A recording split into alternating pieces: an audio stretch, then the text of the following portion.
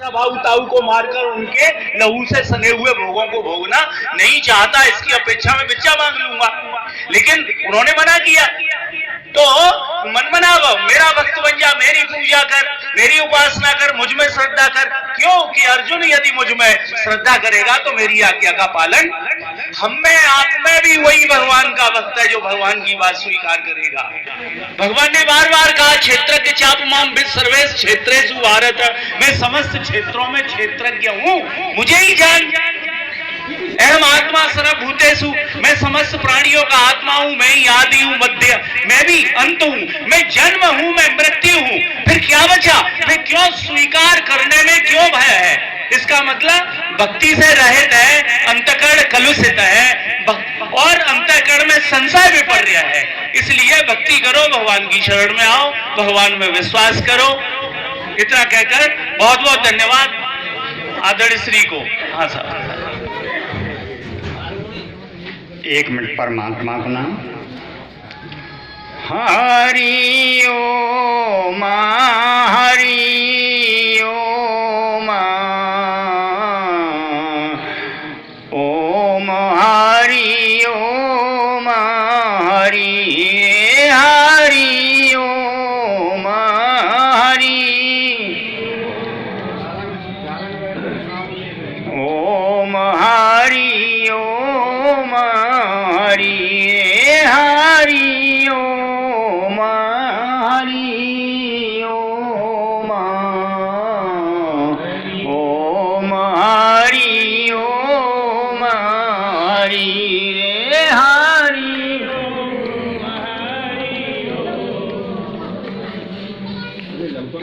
बोलिए जगद्गुरु केशव भगवान की जय। आज इस सत्संग सभा के सभाध्यक्ष संत चरण, कुशल संचालक महोदय जी, व्यवस्थापक महोदय एवं दूर दराज से भक्तगण, मात बहन बेटी बच्चों सभी के लिए मेरे हाथ जोड़ के राम।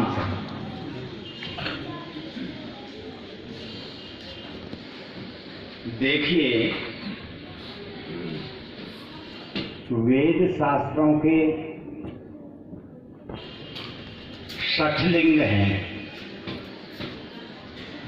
उनमें सर्वप्रथम आता है उपक्रम और उपसंहार। अगर वक्ता को उपक्रम की मालूम नहीं, मध्य की मालूम नहीं, उपसंहार कहाँ करना उसकी मालूम नहीं, प्रवचन चल रहे हैं प्रभु दीनबंधु दीनानाथ।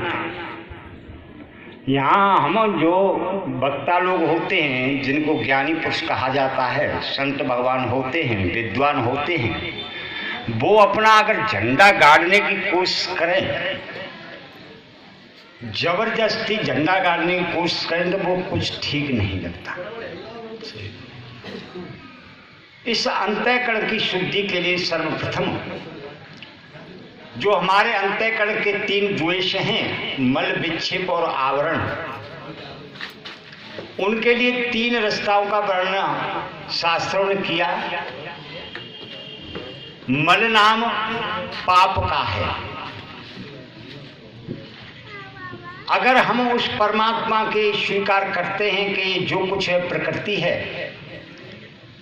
इसका कोई नियंता है, इस पर छोटा सा दृष्टांत दूंगा, उसके माध्यम से आप समझेंगे। है थोड़ा, एक मास्टर जी क्लास में पढ़ा रहे थे, एक लड़की को खड़ा किया, तुम खड़ी हो जाओ और आप इस क्लास से बाहर चली जाओ। लड़की ने पूछा, मेरी माँ साहब जी गलती क्या है, मैंने ऐसा क्या किया जिससे मुझे क्लास से बाहर निकाला जा रहा है? वाणी, तुम प्रदूषण फैलाती हो, बच्चों से यानी लड़कों से तुम बात करती हो। बोले गुरुजी, अपने भतीजों से बात करना कोई प्रदूषण तो है नहीं। बन ये सब जो बैठे हैं ये सब तुम्हारे भतीजे हैं? बोले हाँ सब भतीजे, नहीं तो पूछ लो। मास्टर जी ने कहा कि भाई तुम सब इनके भतीजे हो, आप ऊपर को हाथ उठाइए। सबने ऊपर को हाथ खड़ा कर दिया। हाँ जी हमारी बुआ जी हैं। एक बच्चे ने हाथ खड़ा नहीं किया।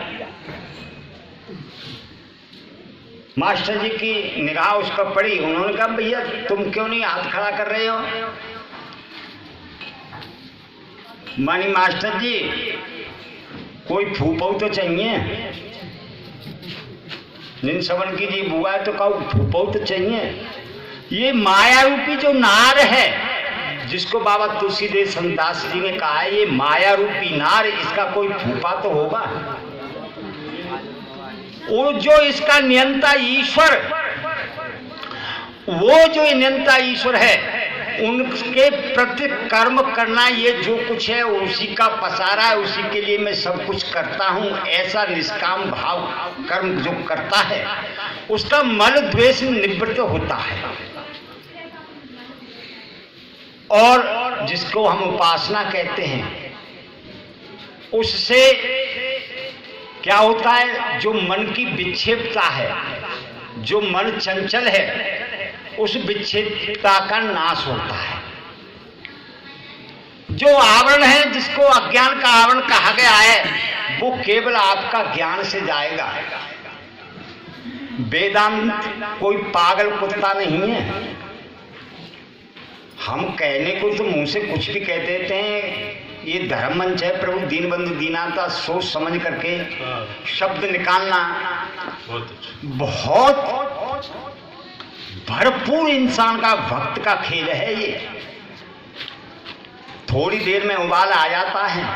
किसमें आता है? आपने देखा होगा जब पूरी छोड़ी जाती है कढ़ैया में तो जब तक कच्ची रहती है बुलबुल बुलबुल बुलबुल करती है, जब वो पक जाती है तो उसका बुलबुलापन बंद हो जाता है। क्या बात, वाह। मैं कहने को अपने को कुछ भी कहता रहूं लेकिन मुझ में उबाल आता है तो वो शीलता आई कहां से जिसके लिए परमात्मा ने हमें आज्ञा दी है। मनमुखी हम शास्त्रों को पढ़ करके आपके सामने रखते हैं, उसका गौड़ अर्थ तो बता सकते हैं लेकिन जो गूढ़ता है उसके अंदर हम नहीं खोल सकते। उसी के लिए गुरु की आवश्यकता होती है। ये जो शरीर की बात आई कि ये छितजल पावक गगन समीरा पंच तत्व ये अधम शरीरा, तो बाबा तुलसीदास ने कहां लिखा है इसे? जब की बात है जब बाली मारा जाता है,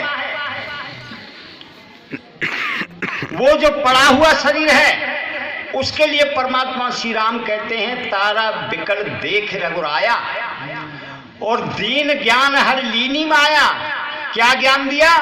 छितजल पावक गगन समीरा और पंच तत्व ये अधम शरीरा। लेकिन ये अधम कब हुआ? जिसमें इसमें से जो सूक्ष्म शरीर निकल कर चला गया। लेकिन साधन धाम मोक्ष कर द्वारा ये अधम नहीं, साधनों का धाम है। मोक्ष के दरवाजे पर हम और आप खड़े हुए हैं, लेकिन हमें चुनना अपने आप है कि हमें कौन सा रास्ता लेना चाहिए। बुरान मानना में हाथ जोड़ के प्रार्थना है, भजन करो भजन करो भजन करो। जो सत्संग नहीं करते, जो गीता रामायण जी शास्त्रों को अध्ययन नहीं करते, गुरु सानिध्य नहीं करते, वो भी इसी बात को कहते हैं भजन करो भजन करो। अच्छा, जो भजन करते हैं वास्तविकता अपना विचार कर लेना, उस भजन से आपको क्या मिला। दो प्रकार के वाक्य होते हैं, अवान्तर वाक्य होता है और एक महावाक्य होता है। अवान्तर वाक्य से हमें परोक्ष ज्ञान ही होगा, अपरोक्ष हो नहीं सकता। परोक्ष ज्ञान ही होगा। हाँ, परमात्मा है और परोक्ष ज्ञान पर हम इतना विश्वास करते हैं, दृढ़ता रखते हैं लेकिन अप्रोच अयम आत्मा गुणा के सर्वभूता से स्थित, मैं सब प्राणियों के हृदय में आत्मा रूप से वास करता हुआ मैं कृष्ण, मैं परमात्मा। अयम आदिश्य मध्यस्य भूतानामी अंत ये विच, सभी की आत्मा। अर्जुन ने कहा कि तुम आत्मा रूप से हृदय में वास करते हो, तो आप कह रहे थे मैं व्यापक हूं, तो व्यापकता नष्ट हो गई। नहीं, सब कुछ मुझसे ही उत्पन्न है, मेरे में स्थित है, मेरे में समाहित है, सब कुछ मैं ही हूं, मुझसे भिन्न कुछ है ही नहीं। जिस क्षण आपको ऐसा अप्रोच होगा उस क्षण आप जिस यानी जन्म मरण के चक्कर से बिल्कुल परे हो, छूट जाओगे। लेकिन परमात्मा को, कृष्ण भगवान को मानकर, जिनको हम परमात्मा मानते हैं, गुरुदेव भगवान जिनको हमें यानी मंत्र देते हैं, जिसके जाप के लिए हम पूजा अर्चना करते हैं, उनको मानते हैं। लेकिन सबसे बड़ी विडंबना ये है, सबसे बड़ा दुख ये है कि हम उनकी नहीं मानते। गीता जी को मानते हैं, रामायण जी को मानते हैं, लेकिन कभी इनकी मानी है? जिस क्षण हम इनके मानेंगे उसी क्षण तत्काल अप्रोच होगा, यानी उस ब्रह्म का दर्शन होगा। लेकिन अपने आप चलना, हमारा बच्चे को भी उंगली पकड़ के चलाया जाता है, उसी प्रकार गुरु भगवान के सानिध्य में जब हम अध्ययन करते हैं, उनके द्वारा कहे हुए वचनों को जब हम मानते हैं, शास्त्रों के वचनों को जब मानते हैं, तो वो फल निकल कर आता है। याद करके सुनाने से कुछ भी होने वाला न है, हुआ न है, न आगे होगा। कहते हैं जीव ब्रह्म नहीं हो सकता। मैंने कई के मुख से सुना है और यहां से कह भी देते हैं कि जीव ब्रह्म नहीं हो सकता। मैं उनके लिए वोट डाल रहा हूं कि जीव ब्रह्म नहीं हो सकता। यागी जी क्यों नहीं हो सकता? न हुआ न आगे होगा। जीव ब्रह्म न हुआ न आगे होगा, क्योंकि वो तो है ही, वो तो है ही। जीव चेतन, ब्रह्म चेतन, प्रकृति चेतन, जो कुछ है चेतन, अगर हम नहीं लगाएंगे तो उसकी व्यापकता खत्म हो जाएगी और कारण स्वरूप ही कार्य होता, उससे भिन्न नहीं होता। दूसरी बात, जीव ब्रह्म नहीं हो सकता, उसमें भी वोट डालते हैं। क्या कहें? जीव ब्रह्म नहीं हो सकता। अरे ये ब्रह्म आश्रित जो कल्पित प्रकृति है, उसमें कल्पित जीव भाव और कल्पित ईश्वर भाव जब तक बना हुआ है, जीव ब्रह्म हो ही नहीं सकता। मरने वाला जीने वाला इसी में लगा रहेगा, इससे भिन्न वो जा ही नहीं सकता। इसलिए मेरा एक ही निवेदन है कि जब हम इसमें चलते हैं, उसके पहला पड़ाव होता है, अगर कुछ नहीं आता है, कुछ नहीं कर सकते, तो उस ईश्वर का भजन अति आवश्यक है। अगर जिसकी कर्म उपासना पूर्ण हो गए हैं या होने को हैं, उसकी बातें ये ज्ञान की समझ में आएंगी कि जीव ही ब्रह्म है, उससे पहले आने वाली नहीं है। एक श्री रामांसा।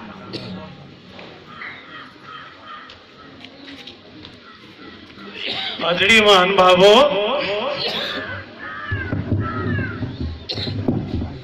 ये आदर्श श्री ने कहा कि वास्तविक कुछ हो सकते हैं जिनको गीता अथवा रामायण आदि शास्त्र उन्होंने उनको पढ़ा है, समझा है, स्मृति है उनकी, कंठस्थ है उनको, और फिर भी उनको उन पर कैसे कहें, उनके तात्पर्य का उनको निश्चय न हुआ हो। कभी कभी आप अपने परिवार में देखते हैं, आप बच्चे से कहते हैं तू इतना पढ़ा लिखा होकर गलती करता है, तुझे शर्म नहीं आती, इतना पढ़ा लिखा होकर गलती करता है, तो वो फिर पढ़ा लिखा समझता है कि पिता ठीक कहते हैं। उसे पढ़ लिखने से समझ में आ जाती है कि गलती क्या होती है। इसलिए जो कहते हैं कि आप वेदांती बन के रह गए, गीता बन के रह गए, रामायण बन के रह गए, अरे अच्छा है तुम कहो, लेकिन वो उनको चेतावनी देते हैं कि तुम गीताई बन के मत रह जाना, तुम भगवान गोविंद के बताए गए क्षेत्रज्ञ बन जाओ, आत्मा बन जाओ, पुरुष बन जाओ, प्रकृति बन के मत रह जाना, अनात्मा बन के मत रह जाना। कोई गया गुरुकुल की ओर गुरु की शरण में किसी से सुनकर कि यह जीव अपने अस्तित्व को पाकर, निज सुख को पाकर धन्य हो जाता है, कल्याण को प्राप्त हो जाता है, इसकी रिक्तता चली जाती है, दीनता चली जाती है, और वह गया और वहां शास्त्र पढ़कर शास्त्री बन गया, शास्त्री बन गया, प्रवचनकर्ता बन गया। लोगों को लगा ये तो बहुत बड़ा विद्वान है, तो लोगों ने उसको गुरु बना लिया, गुरु बन गया। लेकिन जब अपने एक अच्छे मित्र के पास पहुंचा और मित्र के पूछने पर उसने बताया कि भाई जितना मुझे उपाधियां मिली हैं शास्त्री की, गुरु आदि की, ये सब सत्य नहीं है, मैं अभी आत्मज्ञान से वंचित हूं। तो हम भी यही सावधान करना चाहते हैं कि हम आत्म पद से नीचे के पदों पे संतुष्ट न हो जाए। नहीं, ये आयोजक से अनुमति है मेरे लिए कि मैं 2 मिनट बोलूं, अन्यथा फिर कोई, मैंने कहा था कोई संचालक ऐसा बुला लो जो वक्ताओं को बुलाता रहे, मैं जरूर ही 2-3 मिनट में लूंगा। तो इसलिए सज्जनों, शास्त्र को पढ़ें और शास्त्र की ना माने, सहज स्वीकार करें। अभी ब्रह्म नाम से बड़ी छेड़ा, तो सप्तम सम्मोय जगमय देखा, तो राममय मान लो संसार को। यदि कोई कहे कि ब्रह्म ज्ञान तो अहंकारी बना देता है, रामायण पढ़ के और लगे कि भाई ज्ञान पंथ तो कृपाण की धार है, हो ही नहीं सकता, और भगवान राम जी ने कागभूषण संपाद में कह दिया, संवाद में, कि मुझे भक्तिमान प्रिय है, और ज्ञानी को अहंकार हो जाता है, तो फिर सिया राममय मान लो। तो जड़ चेतन जग जीव जित सकल राममय, ऐसे मान लो राम ही ब्रह्म है और ब्रह्म ही राम है, इसलिए इस पर आपत्ति हमें नहीं होनी चाहिए। धन्यवाद। और अब मैं निवेदन करूंगा, आदरणीय श्री रामानंद जी महाराज मंच पर हैं या जी, और अब मैं आगे निवेदन करूंगा, पूज्य रमनदास स्वामी जी उपस्थित हैं क्या? स्वामी रमनदास जी महाराज सादर आमंत्रित हैं। आदरणीय श्री आएंगे और अपना दिव्य प्रवचन कर सबको प्रेरित करते हुए, लाभान्वित करते हुए आनंदित करें। रमनदास जी।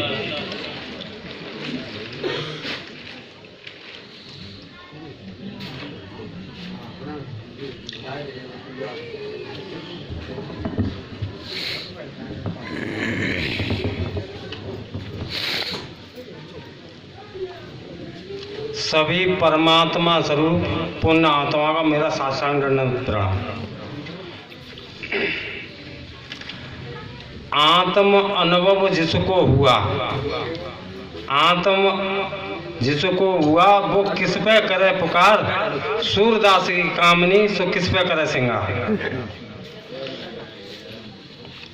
ते मेरे गया रब देख कर मोह गया गुर ज्ञान, और किया कराया सब गया जब उपजा अभिमान।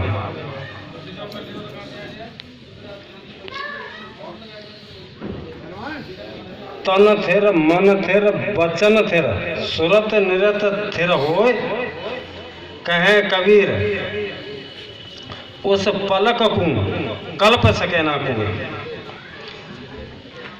ये आत्म अनुभव, आत्म अनुभव का ही सारा वह सोहम असम इत नृत्य खंडा दीप सकाशो परम प्रचंडा।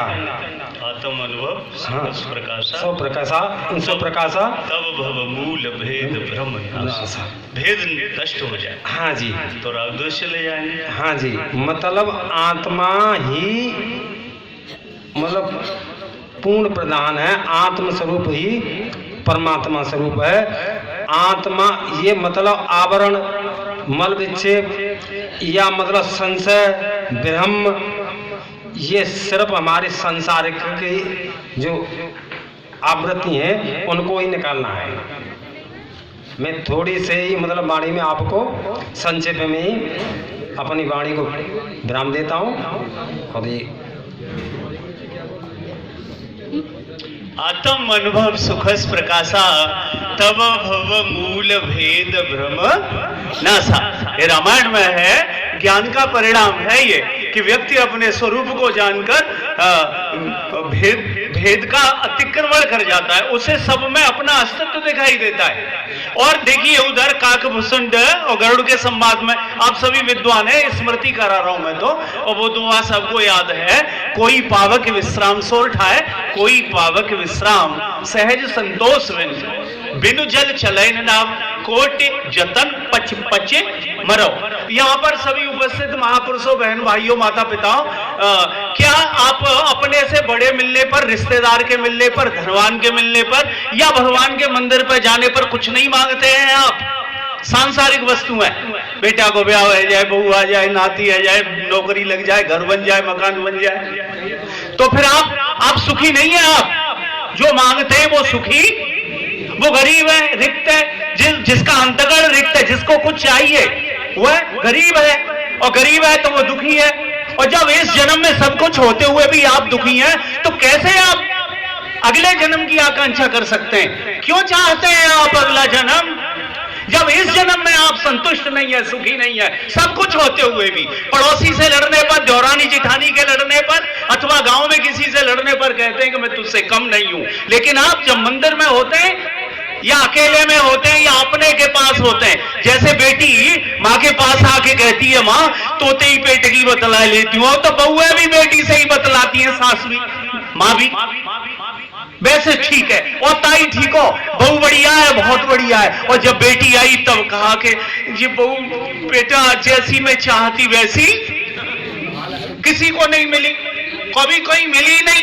कोई बिचौलिया के मैं गारंटी देता हूं लड़की बहुत अच्छी है, मूर्ख है, वो जानता नहीं संसार की कोई वस्तु प्राणी पूर्ण है ही नहीं, अच्छा है ही नहीं, सब विकार वाले हैं। दूर के ढोल सुहावने को, हर वस्तु दूर से लुभावनी है, निकट में जाएंगे जब उससे संबंध जोड़ेंगे, उसे भोगेंगे, उसे रहेंगे, उससे उपरत हो जाएंगे।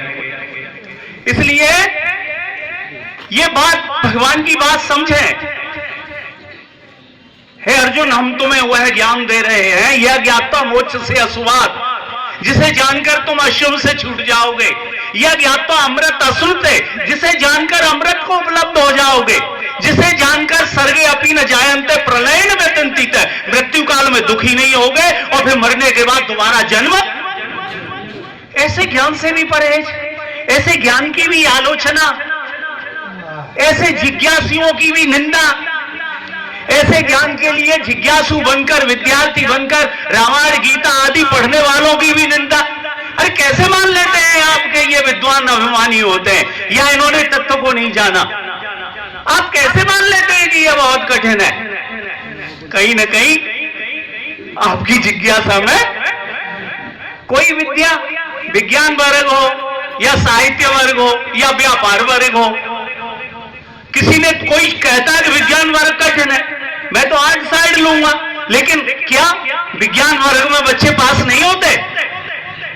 वेदांत का अर्थ है जानने का अंत, जानने की सीमाएं समाप्त हो जाए, जानकर पूर्ण सुखी हो जाए, अमृत को उपलब्ध कर ले। वेद दूसरा कहते हैं वेदांत, वेद का अंतिम भाग। मुझे लोग आर्य समाजियों से मेरा अक्सर विवाद हुआ करता था। एक सज्जन ने मुझे बंबई से एक वेद दिया, ऋग्वेद। उस ऋग्वेद में जब मैंने पढ़ा तो उसमें आर्य समाज के प्रवर्तक दयानंद के द्वारा भाष्य वेद में लिखा था कि बिना ज्ञान के यह जीव जन्म मरण से मुक्त नहीं होता। और उन्होंने भी माना कि बार बार शमशान की अग्नि में जन्मना, मरना नहीं चाहिए, जलना नहीं चाहिए बार बार। इसलिए हम जानकर इस संसार में सुख नहीं है।